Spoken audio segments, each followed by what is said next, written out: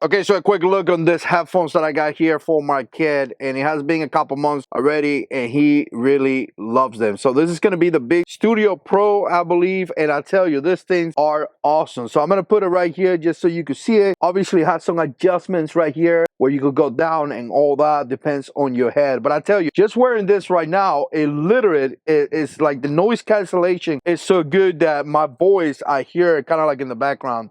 But again, really, really cool. I'm just going to give you a quick look right here so you could have an idea of what we got going on, how they look. I like the fact that they kind of look like this. They don't look really bulky or anything like that. And it just feel very, very comfortable. Like I said, he has been wearing this for a while and he likes them a lot, right? So when I take it off, I'm just going to give you a quick look again, and my voice, I could hear myself again. But again, you're going to have some adjustments right here. As you can see, this right there, obviously both sizes. There's the cup right here. There's no movement or anything like that. They don't move inside or anything. They're just pretty steady there, but obviously have a little bit of movement so they could sit in your head comfortably. But you could kind of see it in there. Quick look right here as well. Obviously some of the branding, the beat right there. I'll tell you, this company has been around for a while. They produce a really good product. Obviously it's going to have active noise cancellation. You're going to be able to charge it with USB-C. It's going to be compatible with Apple as well as Android. It's supposed to last about 40 hours on battery life. I'll tell you right now, it does last for a while. It has transparency mode. You can also use a 3.5 input wire as well. And again, they're super comfortable and it comes in a pack